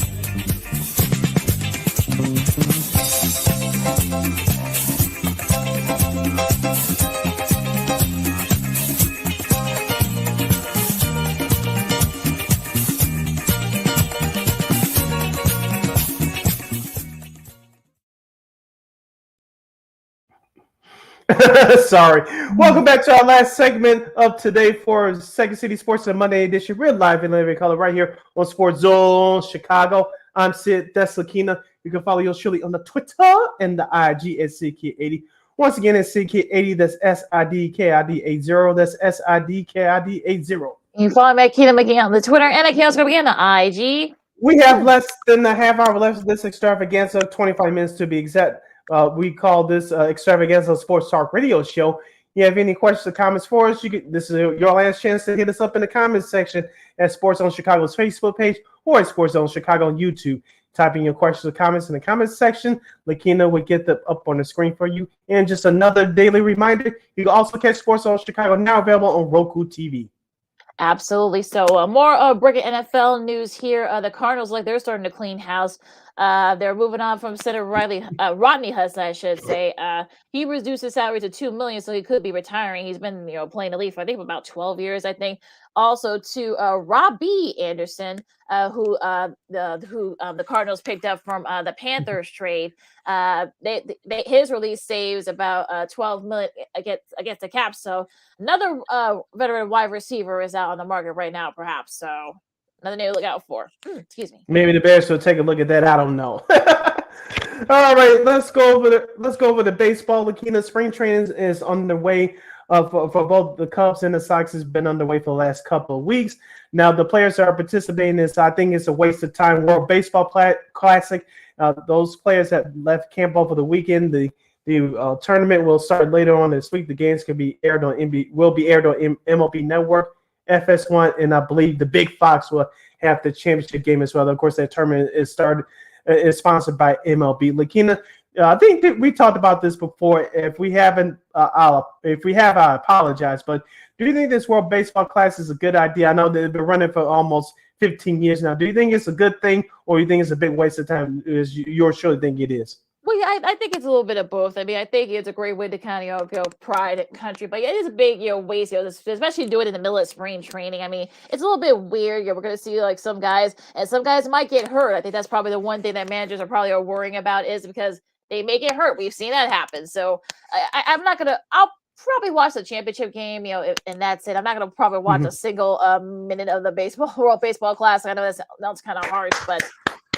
Yeah, I've never been a fan of that. I mean, you do this kind of in the middle of spring training when guys should be getting ready to get it going and such. It's a little bit disconcerting, but yeah, I've never been a preview of it. A fan of it. So yeah, I mean, if you guys want to check it out, that's fine. But yeah, I'm not gonna don't expect me to do it. That's all I'm gonna say.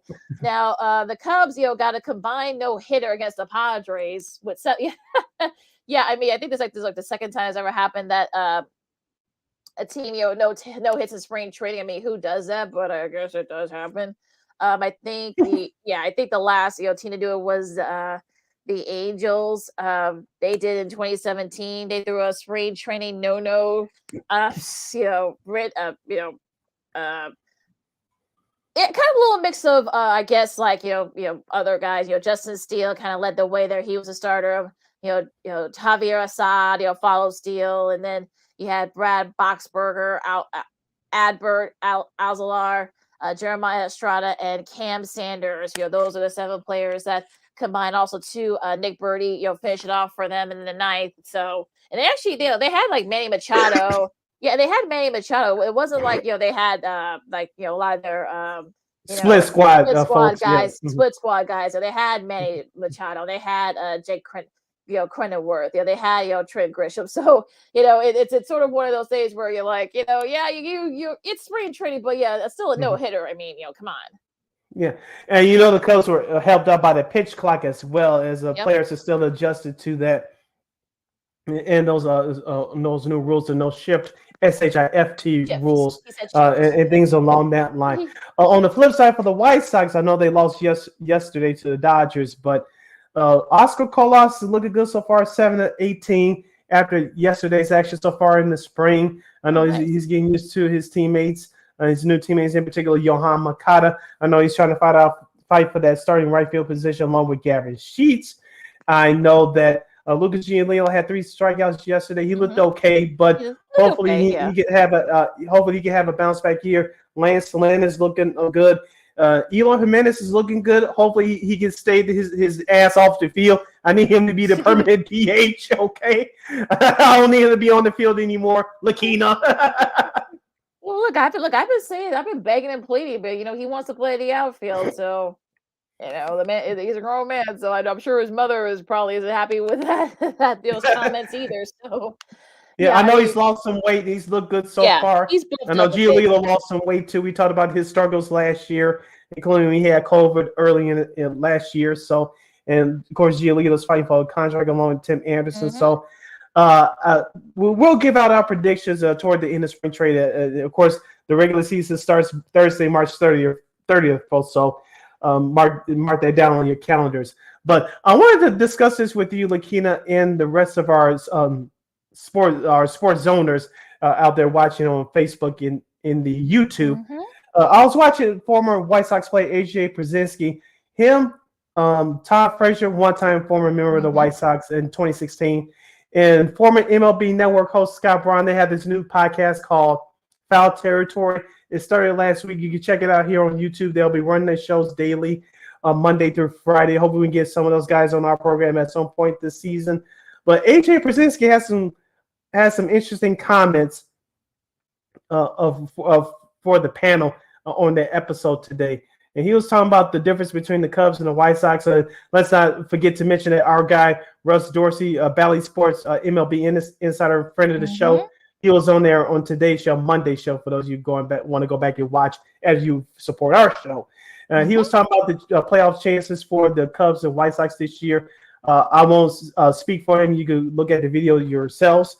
But AJ Pierzynski was telling Scott Braun, and I forgot who the co-host was today, about the attitude of the White Sox fans, and the other co-host was bringing up the Mets and Yankees crosstown series, how the attitude there is always hyped. And AJ said, for White Sox fans, of course, they want to beat the Cubs, even if they're having a bad season. The White Sox wanted to beat the Cubs, and the fans are in prove-it mode because of what happened last year, finishing the season 81-81, losing out to the division to the Cleveland Guardians. So even though there are some White Sox fans that are truly excited, most of them, like yours truly, they are in improvement mode. You're cautiously optimistic, but you're in improvement mode to have the disappointing year of a year ago.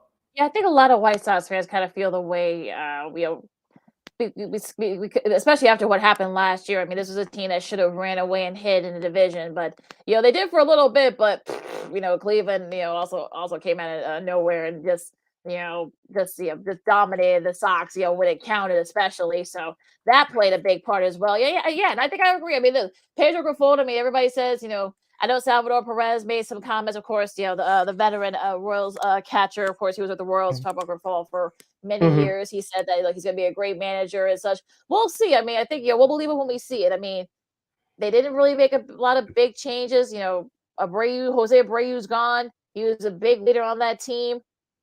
That's going to be the thing that might be missing for them. And also, too, like you said, Sid, I mean, look, Giglio's going to want the big contract. I know Tim Anderson's going to want the big contract after what happened last year, both on and off the field, injuries and other stuff. Mhm. So I'm definitely improving mode when it comes to the White Sox. I mean, look, you show me. I guess you could say you're in Missouri. Show me that you can be Mhm. that team that people have been waiting to see all these years, especially. Yeah, and for the White Sox, you have to put almost all your chips into this season because you don't know what's going to happen with next year or the year after that. And like I mentioned, Tim Anderson and Lucas Giolito are fighting for contracts this year. So, and Liam Hendricks, hopefully he'll be back at some point this season. He's battling for his life right now. I know he looks great. He paid a visit to the clubhouse a week or so ago. So you'll have to, as of right now, do it by bullpen by committee. We know in the long run that method doesn't work, but as of right now, that's the way it's looking for the White Sox as you're trying to fill in the hole for Liam Hendricks. And do they still have a shot to get into the playoffs? Yes, they do. Cleveland, I know they picked up Josh Bell in the offseason, but the target is going to be on their back because of what they did last year, especially after the All-Star break. Minnesota, I know they brought back Correa. They traded for Joey Gallo, but I'm not impressed by their pitching. And can Byron Buxton, who's a top 5 player in MLB, when healthy, can he stay healthy? And that's one of the main reasons why Minnesota fell off too last year, because he wasn't healthy, and the pitching staff, in particular their starters in the back half, were terrible. Well, you could probably say the same thing about the White Sox too. I mean, we don't know how the pitching staff is going to look, especially in that bullpen with, Hendricks, going through, what he's going through right now. Well, we don't know when he'll be back, so it's going to be closer by committee for the White Sox. Michael Kopech, coming back from injury. That's another question people are going to be answering. Will we see, Lance Lynn from a couple of years ago? Will we see the Giolito from a couple of years ago? Will we see a Tim Anderson, how, from a few years back? How is Eloy going to look and such? So I think, for me, I think, like I said, I think I'm definitely improving. Like I said, all the teams with the exception of Kansas City, I guess, all the teams in the AL Central, I think, have a not so a legit shot, but they, it's pretty open, and I think, it's sort of like I said, you got a new manager, you're bringing him in, so it's going to be very interesting to see how the Sox do early on. Now, we saw the Sox have a fast start last year. They tanked pretty quick. So we'll see if that could be the reverse this year. I mean, new excitement, new energy, but you got a lot of the same guys. So that's for me, I'm improving mode with the Sox. So we'll see. And they got to stay healthy as well. Now, on the flip side for the Cubs, I know Seiya Suzuki is dealing with an oblique muscle injury right now. As you mentioned, they threw a no-hitter last week, a combined no-hitter against the San Diego Padres. But my question is for them, where are they going to find the offense? Well, yeah, look, you got, like I said, you got, Trey Mancini, you got Dansby Swanson. You got to think that they'll probably help out in that front. Now, again, with the pitching, and they, the back end of the bullpen is probably going to be an issue. We'll see how Marcus Stroman is this year. We'll see if they can kind of I think other than St. Louis, St. Louis is, they're kind of starting over a little bit with a lot of their guys retiring and leaving. Milwaukee, I don't know what you're gonna get with Milwaukee. So, they are the favorites in that division, but again, I don't trust them. I don't know. You saw what happened to them last year. So yeah, other than the Pirates and the Reds, I think they're still rebuilding. The Cubs could kind of at least, I'm not gonna say they're gonna win a division or compete for the division. They could definitely compete for one of the 3 wild card spots. Look, they showed a lot of fight last year. A lot of people thought that that they were gonna suck and all that, but they did. They were right there within 500. Of course, with a couple other things happening. They won 77 games last year, 76 or 77. So for me, I think for the Cubs, get to 500. If you're there for right there, in the running for that, second or third wild card spot, I say go for it and see if you can kind of build on that. Yeah, I think the question is for Cubs, if you're a Cubs fan and Cubs management, if you're around 500, it depends on how you're playing at the time, how you got there. Will Jed Hoyer make a move at the trade deadline if you're right there? Because assuming that the defense is going to be good, which I have to believe it is, you assuming that pitching, Kyle Hendricks will probably be back by the time the end of next month is up in April. If they're competitive, you would think that Jed Hoyer would make a move. I don't think you're going to mortgage too much of your future, but will he make a move at the trade line deadline? I think that's going to be the ultimate question if the Cubs can stay around 500. Because, like you said, Milwaukee, they're in limbo right now. St. Louis is the class of that division. I don't think they're as great as people make them out to be, but let's be realistic here. I think the Cubs, they can hang around. They do have a shot at a wild card spot. What else? You just don't know. You don't know how the Cardinals are going to look. I mean, like I said, I mean they're basically starting over, not rebuilding per se, but like I said, they've a lot of their veteran guys. Yadier Molina, some others. I mean, they've retired. And then they got Wilson Contreras now, and he Yeah. basically replaces Albert Pujols.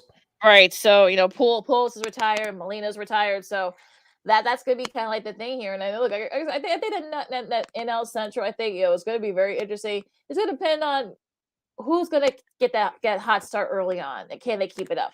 If the Cubs somehow gets a hot start, can they keep it up? I mean, we saw what happened. It was back and forth between the Cardinals and the Brewers. The Cardinals were able to pull away late. So that division for me, I think, is definitely going to be one of those. We'll get to it when we start doing our division previews. But to me, that division is really going to be kind of like the toss up. I feel like. Yeah. You're listening to Second City Sports on Sports Zone Chicago. Sid Lakeena here with you on the Monday edition. Before we get to Old School TV Monday, I have a list, another baseball list for you guys. It comes courtesy of Tim Kelly from Odyssey Sports. And he released his top 10 second basemen in MLB to watch for this season. We'll give you the list quickly. Number 10, Gleyber Torres of the New York Yankees. Last year, he had 24 home runs with 76 RBIs and 39 walks with a 257 average. Number 9, Ketel Marte of the Arizona Diamondbacks. Last year, he had 12 home runs, 52 RBIs, and 55 walks. Okay. Number 8, Brandon Lowe of Tampa Bay. Last year, he had 25 RBI, 27 walks, and average of 221. He had 0 defensive runs saved in a 0.9 WAR. Okay. Number 7, Nico Horner of the Chicago Cubs. He's average last year 281, 10 home runs, 55 RBI, and 28 walks. Yeah, I like the fact that you've got now you have Trey Mancini and Dansby Swanson. That way the owners will be on Nico. If Nico could do his thing, and perhaps Horner, Trey Mancini and Swanson and other guys can kind of pick up the slack. The owners will be on him for the offense. So and hopefully Seiya will be back before the end of spring trade, so you can get some games in him. And hopefully Horner, they got a nice deep. They got a lot of depth in the hitting, so he's probably got to lead the offense too, at least for a little bit. I'm talking about Horner, I mean. Yeah, hopefully he can have a breakout year, which I think he will offensively. Number 6, Chaz Chisholm. I think he's a new cover man for MLB 2023 from the Miami Marlins. Last year, he had 14 home runs, 45 RBIs with a 254 average, 2 defensive runs saved, and 3 outs above average in a 2.6 WAR. Number 5, my guy, Ozzie Albies from the Atlanta Braves. He had 8 home runs with 35 RBIs and 16 walks, 4 outs above average in a 1.1 WAR. Okay, and I'll go back to Chaz Chisholm real quick. I mean, we'll see if he becomes such a trade talks. Because remember, there were some rumors that he was going to get traded, but that they couldn't find anybody that would take him. I guess none of the deals that Miami likes. So, especially if the Marlins have another bad year, which they're expected to, don't forget, we'll be seeing his name in the trading block for the next few months after the season starts. Yeah, he'll look in a White Sox uniform right now, but that's all. Another pipe dream. Continuing with the list, number 4, Jeff McNeil, who could have been a member of the White Sox before last season, but that didn't happen. Jeff McNeil of the New York Mets. He had a 326 batting average last year with 9 home runs, 62 RBIs, 40 walks, 3 defensive runs saved, 7 outs above average in a 5.9 WAR. Checking in at number 3, former White Sox prospect Marcus Semien of the Texas Rangers. He had a 248 batting average with 26 home runs, 83 RBI, and 53 walks. He had 8 outs above average in a 4.2 WAR. Wrapping up the list at number 2, Andres Jimenez of the Cleveland Guardians.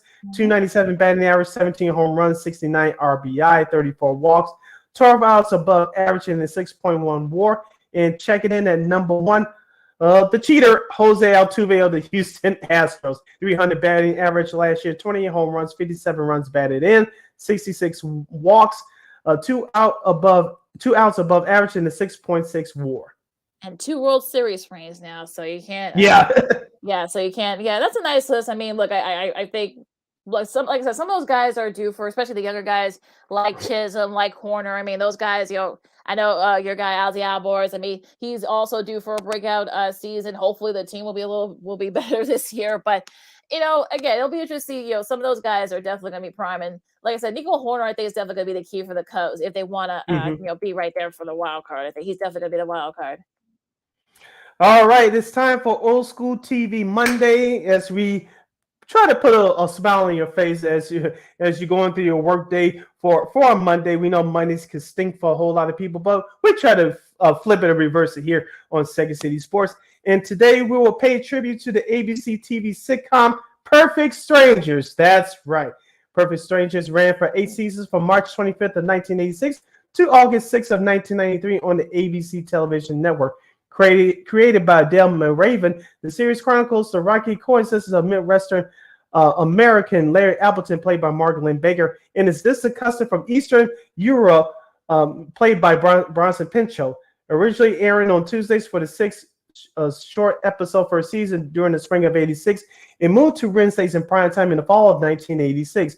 It remained on Wednesdays until March of 1988, when it was moved to Fridays for the original TGIF Friday night lineup, which aired occasionally on Saturdays for a short time in 1992.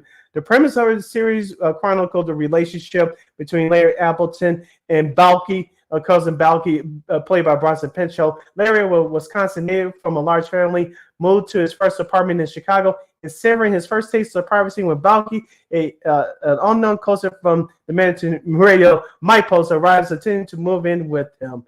And they lived in Chicago, and that sitcom turned out to be, as critics called it, a buddy sitcom such as Laverne and Shirley and Mark and Mindy, which was produced by the Perfect Strangers team.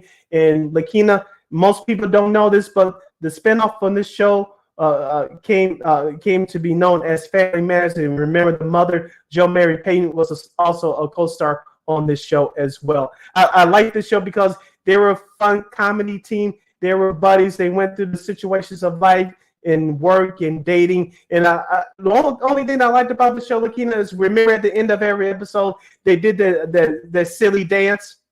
I like the dance. I like the dance. I liked it too. I should say that was the only real thing I liked about this show. They did whoever had a great day, they got a promotion or they got a date or whatever. They did their little happy dance at the end. That was so hilarious.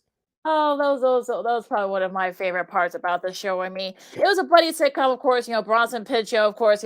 Coming off his star-making stint on Beverly Hills Cop. People forget about that. He was I forgot the character he played, but yeah, he was on there with Eddie Murphy and the game. Of course, Marklin Baker was actually a theater actor before he got into the world of television. So. You got 2 guys that are pretty well known, coming together. Of course, Balky adjusting to life in America. We introduced, all types of, the Me Post, which is actually is a real country, by the way. I didn't think it was, but apparently it's like right near Greece or that area. So yeah. So it was actually really cool to learn the customs there. It's something cool, it was very slapstick, kind of comedies and stuff, physical comedies and whatnot. But it was actually a really cool for its time. I mean, you got all the cool moments, from Perfect Strangers and of course the Dance of Joy, of course, when they made those pastries, they had the all that. You had right. Yep. Right. Oh, sorry. Sid's having trouble with his Wi-Fi, but yeah, I mean, you had the we also what else they had? They had all the other cool customs and whatnot. Yeah, it was very like I said, it was very slapsticky, kind of comedy. It was a big hit, for ABC, and once it moved to Fridays with TGIF. It was definitely, definitely kind of was sort of like the anchor of that of the original TGIF lineup. Say that again, because your Wi-Fi crapped up for a second. Yeah, can you hear me now? Yeah. Can you hear me now? Okay, good. Yeah. So when you mentioned it was part of the original TGIF lineup with Full House, of course, Family Matters. You mentioned it was a spinoff from Perfect Strangers, and remember, Step by Step, Bronson Pinchot appeared on that show the last couple of seasons before they got kicked off and moved to CBS. When I was little, I really didn't understand it until I saw it in reruns.